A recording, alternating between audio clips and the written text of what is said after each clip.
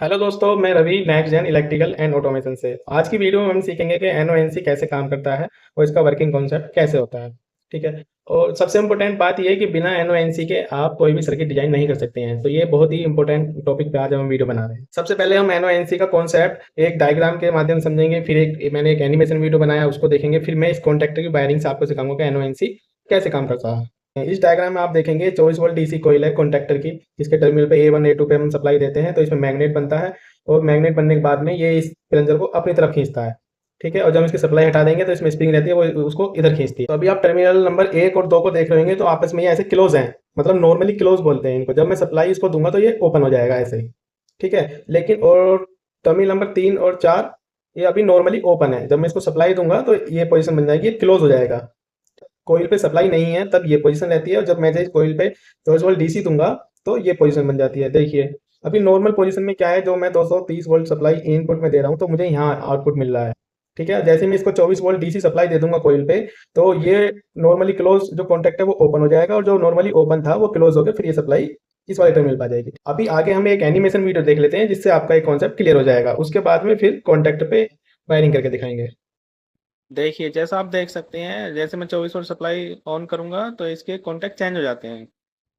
Supply on, supply of, supply on, supply of, supply on, supply of.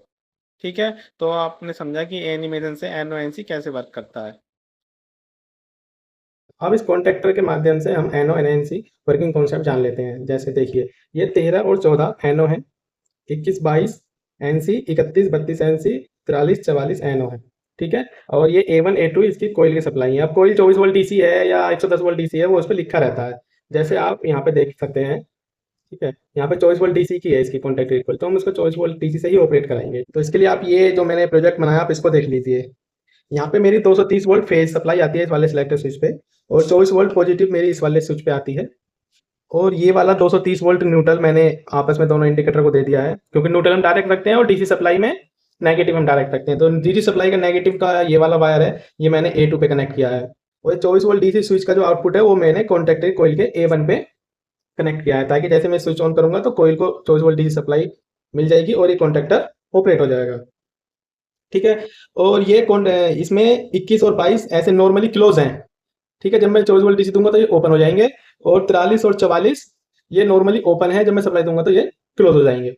ठीक है। अभी 21 और 22 क्लोज है, तो जैसे ही मैं एसी सप्लाई ऑन करूंगा यहाँ पे टर्मिनल पे, तो रेड इंडिकेशन ऑन हो जाएगा। और जैसे ही मैं 24 वोल्ट ऑन करूंगा तो जो एनसी था वो एनओ बन जाता है, जो एनओ था वो एनसी बन जाता है।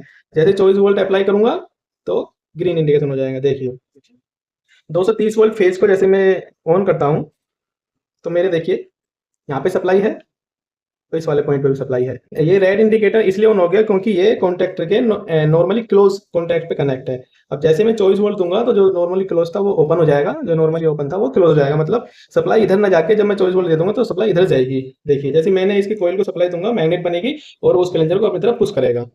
देखिए 24 वोल्ट ऑन करता हूँ, ये 24 वोल्ट डीसी सप्लाई ऑन हो गई। ऑन होने पे वो सप्लाई ओपन हो गया है, और जो ओपन था सर्किट वो आपस में ऐसे क्लोज हो गया है।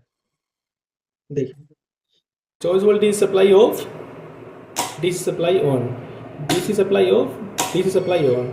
अभी अगर मैं यहाँ से एसी सप्लाई ऑन ऑफ कर देता हूँ तो केवल कॉन्टैक्टर ही ऑपरेट होगा। देखिए। ठीक है। आई होप आपको ये समझ में आया होगा कि एनओएनसी कैसे काम करता है, क्योंकि मैंने आपको डायग्राम से समझा दिया, एनिमेशन वीडियो बनाई थी उसके द्वारा समझाया, और अभी कॉन्टैक्टर वायरिंग के द्वारा समझाया। तो नेक्स्ट वीडियो हमारी आएगी कॉमन एनओ और एनसी के टॉपिक पे। ठीक है। तो नेक्स्ट वीडियो की नोटिफिकेशन आपको मिल जाए तो इसके लिए आप मेरा चैनल सब्सक्राइब करें, लाइक करें, शेयर करें।